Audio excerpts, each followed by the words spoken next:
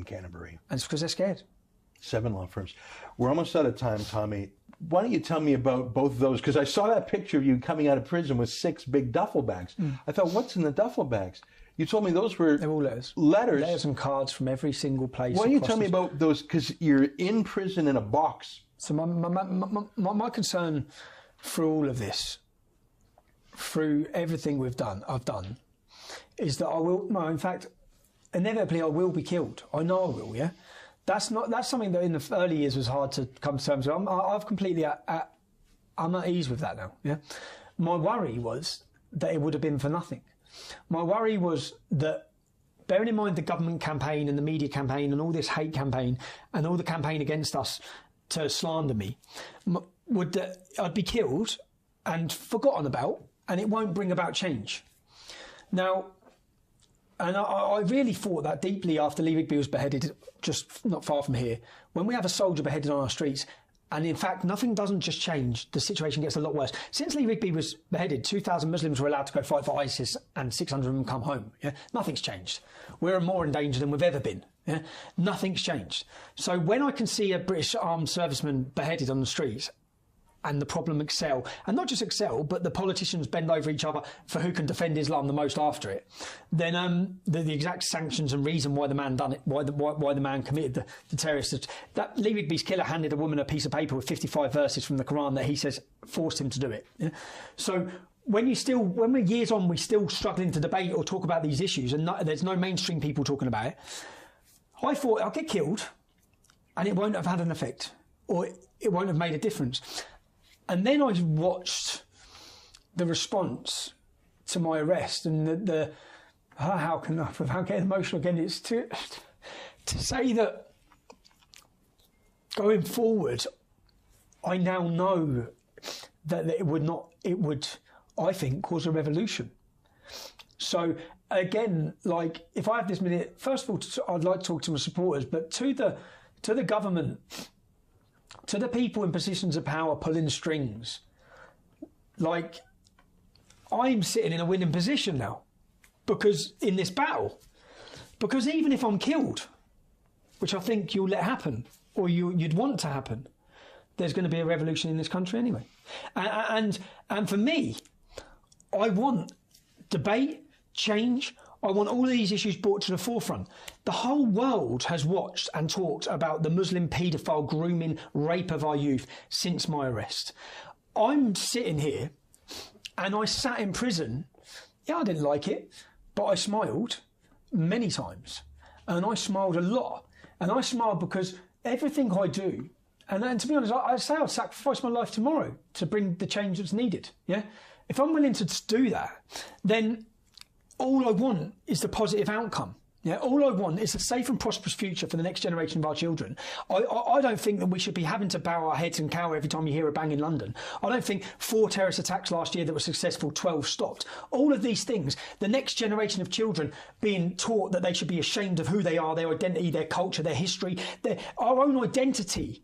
Our own culture is under attack, and I want our next generations to feel pride in who they are, pride in where they come from, and actually to understand who they are and where they come from, and to understand the sacrifices that have been given to them for free speech which is being curtailed across this country. All of those things, and I sit here now in quite a comfortable position. I don't think I'm in a difficult position. I think they are. I think that because if I'm killed, I'm going to succeed.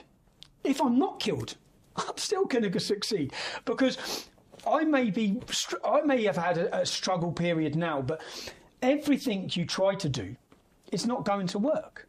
You will have to kill me, and even by killing me, or even by allowing me to be killed, it's still going to have the negative effect that you wish for. And if you can't see now the populist revolution that it's swinging, I spoke about it, Ezra, for 10 years. I said 9 years ago on stages, the swing from left to right that you can't stop.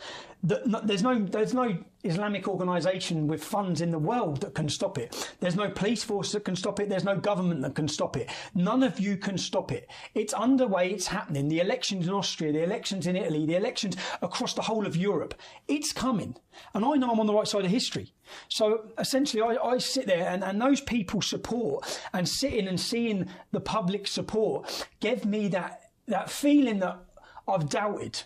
And that feeling that I need to, every time I kiss my kids and walk out of the door, to know that it will carry on and it will continue no matter what happens. And I know that. And again, and I also know, because in previous prison sentences or previous things that have happened, but the world's watched this and the world is quite shocked with what's gone on.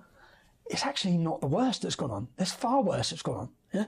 And I know, and I sit in a position where I'm comfortable, and I know that at the minute I may be having to concentrate on the 27th of September, where I'm sure I'm going to be offered a deal.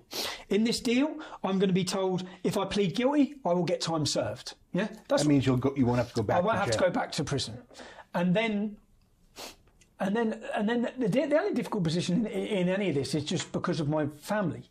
Because my son cried every day for 2 months. I thought it would take a couple of weeks and it'd ease up a bit. He didn't. He absolutely rocked him. And I then have to make a decision that will put my son upset my family, but I don't want to do a deal. I done a deal when I left the English Defence League for the same reasons, because they had me over a barrel ready to go back to prison in solitary confinement. I don't want to be in that position again. I don't want to make a mistake again. So I don't. I know now. I sit here comfortably now, and I know that no matter what happens on the 27th of September, where I truthfully believe I'll be back in prison, because unless I come to an agreement with them that saves their face, I think I'll get slammed. And under whatever technicality they use to say that, the facts are the court case had finished. The facts are I didn't say anything that could have jeopardised that trial. The facts are journalists across our country breach reporting restrictions day in, day out. Every week there's a reporting restriction breached. The facts are no one goes to jail for it. The facts are that the British public and the world have viewed this. They've seen what's gone on. I sit here very comfortable knowing that my family will forever be looked after. I've got no worry about that anymore.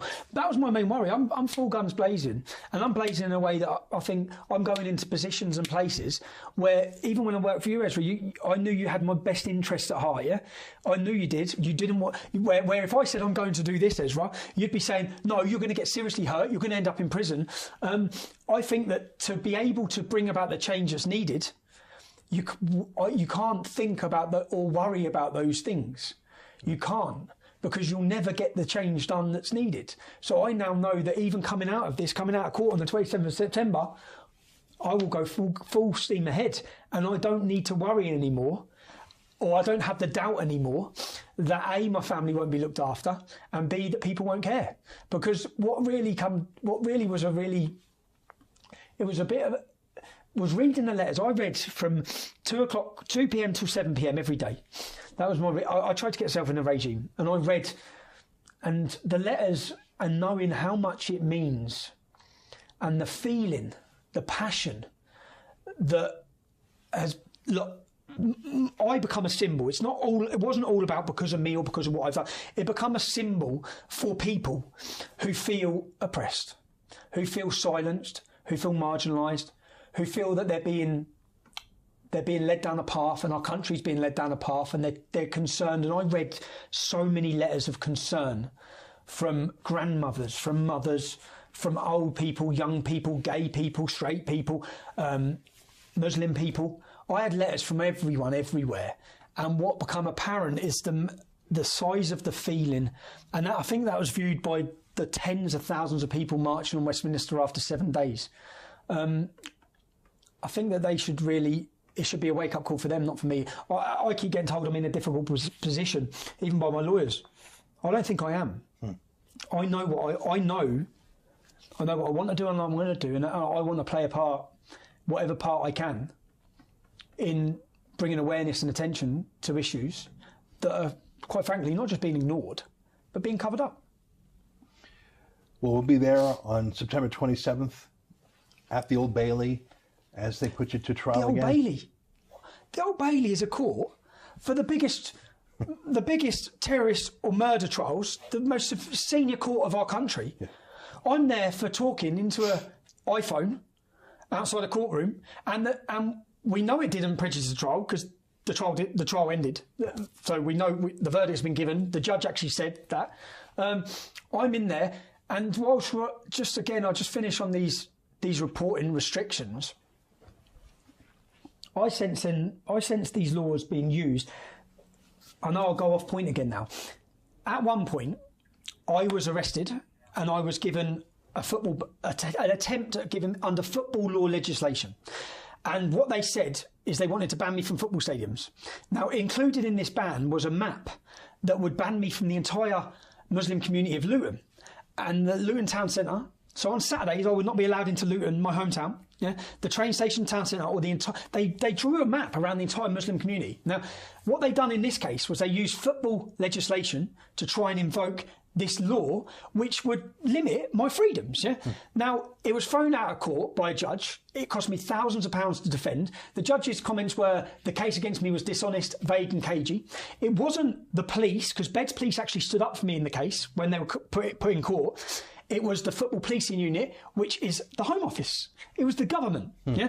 Now, these reporting restrictions, I still believe, are just another law and another way of silencing and stopping people from knowing the full details day in, day out of what's happening in these cities. And essentially, the minute this case is done on the 27th of September, I'm going to work with others to bring videos and documentaries to every town and city, from every town and city, with the details, and all of the people who are in power. This is why they don't like me, I believe, because the people in power, as in the people who took payoffs, didn't lose their pensions, knew these young girls were being raped, stood by and allowed it, police officers, senior police officers, politicians, care workers, I'm going to find them. And the whole British public is going to be made aware who they are and what they ignored and the horrific crimes that have been happening to a generation of our children. Well, Tommy, we'll be there to cover you. You're a former employee of ours, but we still support you in your mission. I've called you the last lion of the UK, and lions are untamable, and lions are a symbol of the United Kingdom. I see them everywhere, Trafalgar Square, Buckingham Palace. And we support you. We'll be there on the 27th. We want you to stay safe, but we also want you to fight. So I'm grateful as well. I'm grateful to you, Ezra, for stepping in as well. I'm on behalf of our thousands of supporters of you. And to every single person, any person. I haven't made another video since I come home. This is the first one. So I want people to understand just how much the support meant. And the feeling of knowing that I have that support.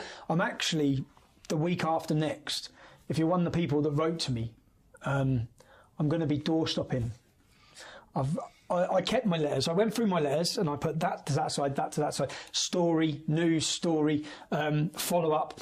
So I need to go through them all, but I want to... I can't knock at every single person's house. Yeah? That'd be exciting. People get home, visit from Tommy. But I want to knock to bring flowers and chocolates to some of the people and the women, and I want people to make sure they know how much their support meant. Okay. Tommy, thanks for spending time with us. Thanks, Ezra. Cheers. That was my feature interview with Tommy Robinson, the last lion of the United Kingdom. What he told us was heartbreaking, enraging, inspiring, desperate, but a little bit hopeful too. That was the edited version of our conversation. We actually spoke for more than 2 hours. If you want to see the extended cut, you could find it on our website, therebel.media. Tommy has to go back to court. The Attorney General is insisting on a retrial for contempt of court for that same incident back in Leeds in May. They actually want to convict him again, maybe to even throw him back in prison. Just yesterday, I received a new invoice from Tommy's law firm, Carson Kay. They're a good firm who won at the Court of Appeal, but now they have to prepare for his second trial. It will cost tens of thousands of pounds. And I'm sorry to ask you again, but if you are at all moved by Tommy's case, please help us by going to SaveTommy.com. Any surplus after the lawyers are paid will go to Tommy's family to help take care of them. Thank you. You saw how grateful he is for your support. That's it for now from us at The Rebel. We'll be there at his next trial in London. and we'll keep telling the truth about Tommy as long as the mainstream media keeps lying about him. Goodbye, and thanks for your support.